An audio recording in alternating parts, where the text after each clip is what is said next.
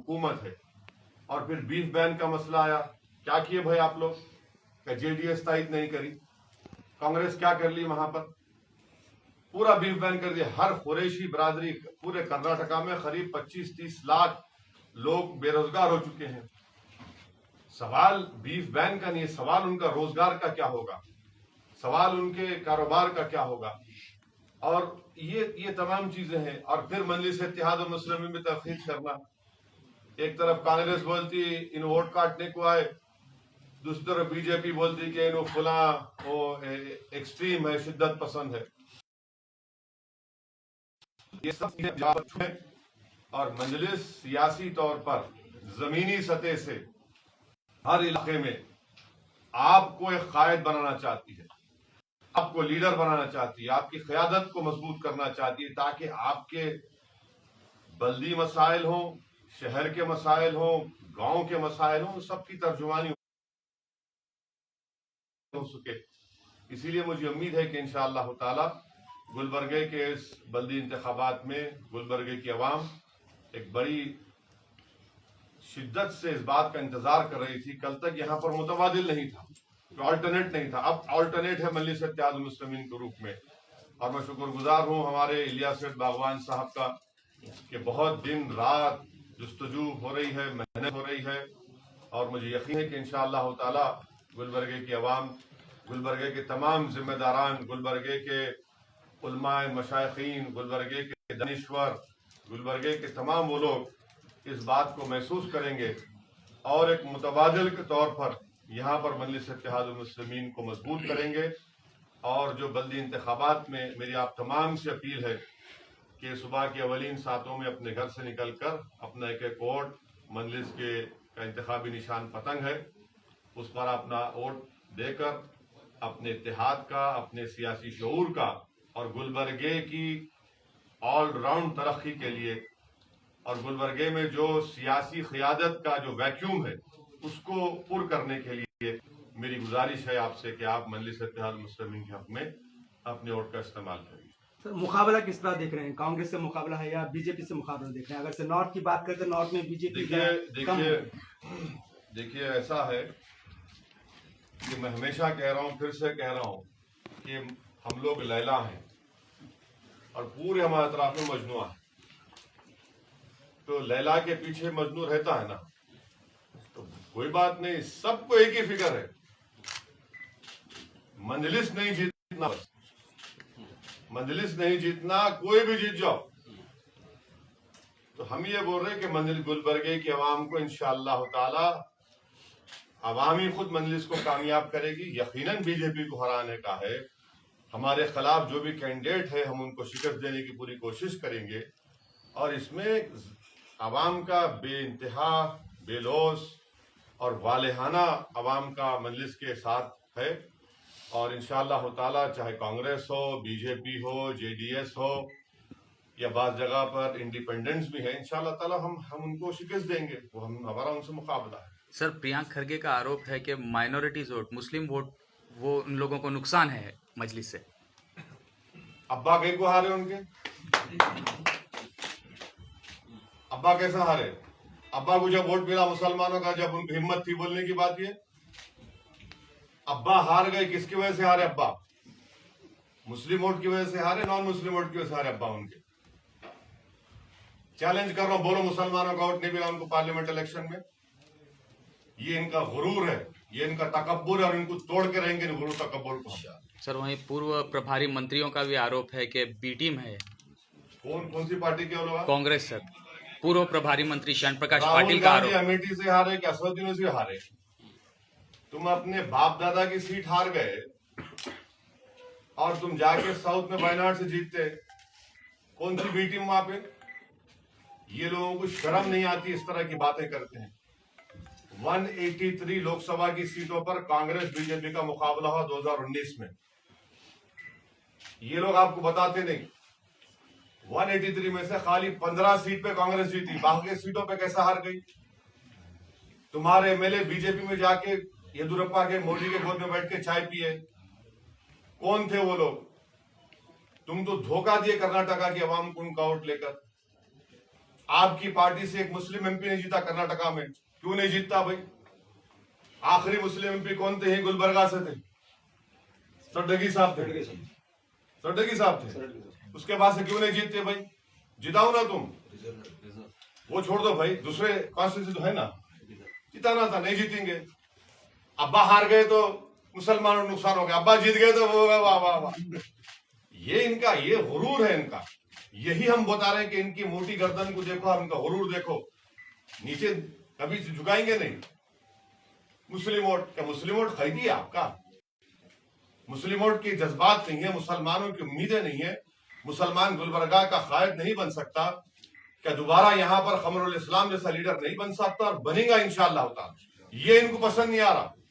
इन्हों क्या चाह रहे कि बस तुम हमारे तरफ में खैदी बनो, हमारी चमचागिरी करो, सलाम करो हमारे को। वो मिजाज मजलिस का नहीं है। ना मैं फितरतन उस चीज को मानने वाला हूं, इसीलिए उनको ये सब चीजें ऐसा होगा, नुकसान होगा। मगर अल्हम्दुलिल्लाह हमारे आने पर अब्बा को भी आना पड़ा, बेटे को भी आना पड़ा, कुमारस्वामी को आना पड़ा, गली कूचों में फिरना पड़ रहा। गुलबर्गा को देख रहे हैं, अब देख रहे क्या मसाइल है गुलबर्गा के। ये मजलिस की अहमियत है। सर, कांग्रेस प्रचार में ये बता रही है कि भाई रीजनल पार्टी बीजेपी पार्टी को डिफीट नहीं कर सकती, जबकि कांग्रेस ने किसी स्टेट में बीजेपी को डिफीट नहीं किया। तो और ये भी बताया, फिर से बोलिए, क्या बोले? कांग्रेस पार्टी कह रही है कि सारी पार्टियां रीजनल पार्टीज हैं। कांग्रेस एक ऐसी पार्टी है जो दिल्ली से लेकर दिल्ली तक बीजेपी को बीट कर सकती है। अच्छा। तो और हर प्रचार में बार बार AIMIM पार्टी को बीजेपी से जोड़ा जा रहा है, और ये हर बार इलेक्शन के समय ही क्यों होता है सर? आम आदमी पार्टी को राहुल गांधी को नहीं बचा सके तो मेरी बात कर रहे हैं। राहुल गांधी डूब गए अपने अमेठी सीट से, अपने पूर्वजों की सीट को बचा नहीं पाए।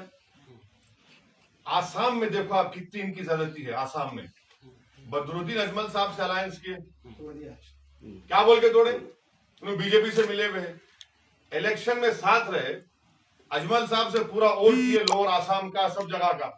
नहीं जीते तो उनकी वजह से जीते। ये इनका गुरूर है। बदरुद्दीन अजमल साहब से अलायंस करे, आप क्यों तोड़ दिए भाई?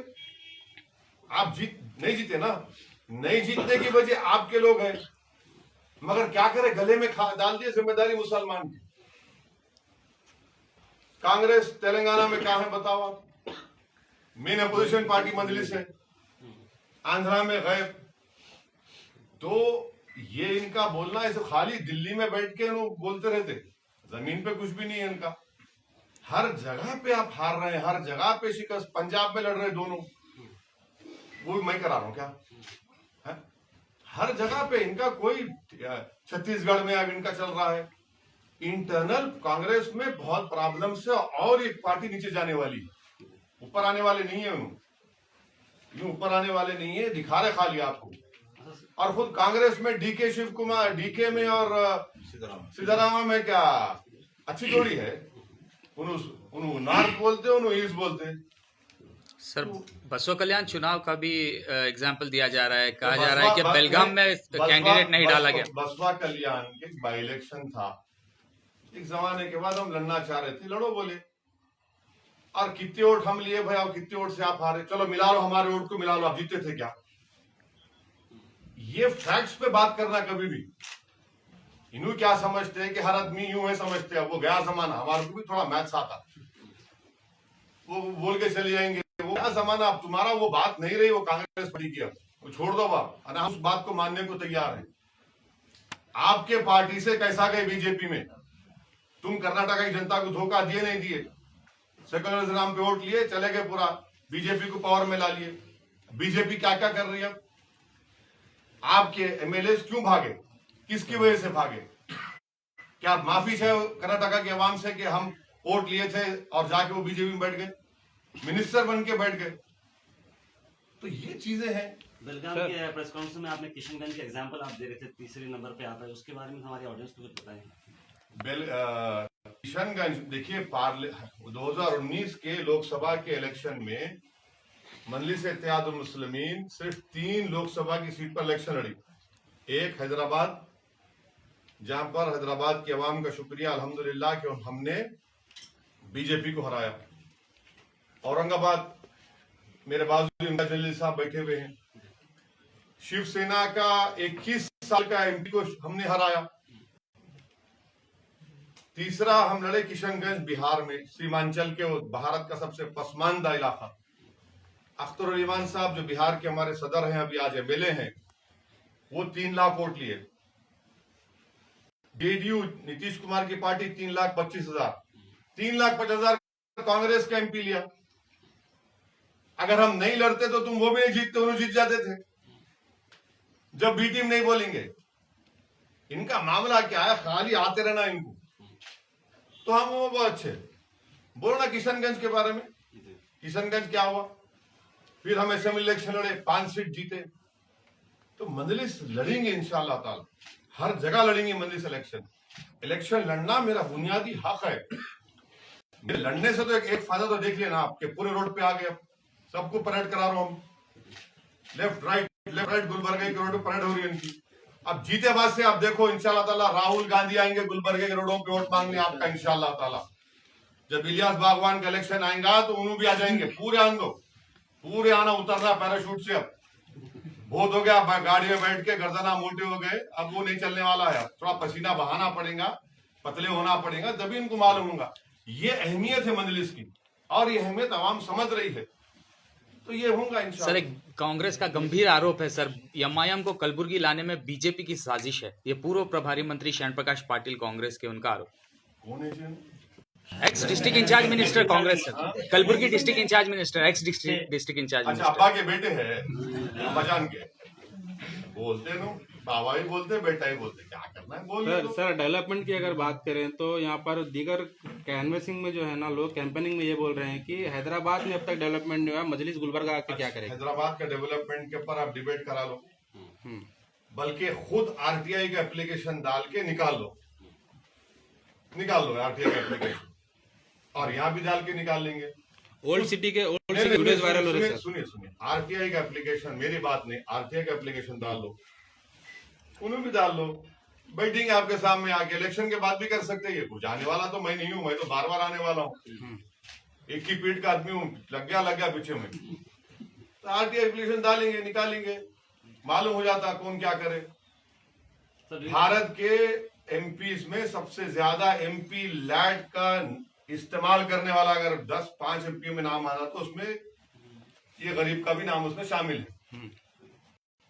और वोट डाले तो जीते ना, हम जीते, क्यों हारे, कई को हारे भाई पार्लियामेंट का इलेक्शन। हम भी लड़े ना, हम काम करे बोल जीते, आप काम नहीं करे बोल के घर में बैठे हुए। Sir, do you think Gulbarga will be the gateway to enter AIM in the Karnataka politics? Inshallah Taala, I have full confidence that the people of Gulbarga would want an alternate political voice, political platform to have an overall development of Gulbarga city. And they have given opportunity to parties like BJP and Congress and JDS. And these parties have badly let down the people of Gulbarga. They have failed to solve the burning issues pertaining to municipal corporation, waterworks, sewerage lines. There are so many incidents wherein even now people have died in sewer lines. And this is what I feel, that there is an immense scope for MIM party to emerge and serve the people of Gulbarga, especially after the untimely demise of Janab Qamarul Islam Sahab. There is a huge vacuum for Muslim political leadership in Gulbarga, and that political vacuum can only be filled by Majlis-e-Ittihad al-Muslimin. And we have taken steps in this direction. And that is why we had announced Janab Ilyas Baghwan as the candidate of the 2023 Assembly election, because we feel that he can take forward the legacy which has been left behind by Janab Qamarul Islam Sahab. And Congress party wants to destroy the legacy of Qamarul Islam. Congress party does not believe in creating of Muslim political leadership. Congress party, BJP and the so-called secular parties only believe in making Muslims subservient to them. They always want to create this fear of death and a fear of life and death for the Muslim community in each and every election. Thereby, the real burning issues of the Muslim community are their development issue, their political leadership empowerment issue. These so-called secular parties are not at all interested in forget about solving. They don't want to address that issue, and that is why we feel that MIM party is here, and inshallah ta'ala with the blessings and the duas and the full support of the people of Gulbarga, we will definitely try to live up to the expectations of the people of Gulbarga. My last question. Sir अगर से MIM बादशाहगढ़ के मौकूफ में आती है corporation election में, तो क्या करेंगे? क्या अगर से कांग्रेस और बीजेपी के दरमियान अगर से कुछ ऐसा आता है कि भाई एमआईएम के सपोर्ट से ही मेयर बनेगा, तो ऐसे इसमें क्या स्टेप लेगी मजलिस? बादशाह अगर तो बादशाह ही देंगे ना, गुलामी का भी करेंगे, बादशाह ही देंगे इंशाअल्लाह। सर, पिछली पदयात्रा के बाद शहर में आपके सादगी के चर्चे चल रहे हैं। अभी इस अच्छा, बार दूसरी एक सर, सप्ताह सर कांग्रेस कह रही है एमआईएम यहाँ आने से कुछ नहीं हो सकता। सर अरे भाई, तो क्यों परेशान हो रहे? पेट में दर्द क्यों हो रहा आपके? क्यों आ रहे? अब्बाजान क्यों आ रहे? बेटे क्यों आ रहे? कुमारस्वामी क्यों आ रहे? भाई पहले भी बल्दिया इलेक्शन हुआ था ना, आपने तो खैर गुलबर्गा के रोड पे उनको भी खाली गाड़ी में ना उतर गया। चलो हाँ, घर पे आओ। अब आपके घर पे आ रहे, क्यों आ रहे? बोल मजलिस आई बोल। तो अल्हम्दुलिल्लाह ये एक चेंज है, हम उनको उतार दो दिए जमीन पे। जैसे इम्तियाज साहब सुबह में सही बोले, साहब अपन तो जमीन पे ला लिए उनको। अब जमीन पे ला लिए तो जमीन पे आगे बाद से अब कहाँ रहता, हवा में उड़ने भी उड़ सकते हैं। तो खैर कोई सर क्या डर गई है सर कांग्रेस मजलिस से? नहीं, देखिए वो डरी नहीं डरी मेरे को उससे मतलब नहीं है। मैं इस तरह के अल्फाज इस्तेमाल नहीं करता, बल्कि मैं ये कह रहा हूँ कि हम जो मकसद के तहत काम कर रहे हैं, मैं अभी आपके सवाल जवाब दूं, उस मकसद के लिए हम पूरी कोशिश कर रहे हैं। और मुझे यकीन है कि गुलबर्गा की बाशऊर और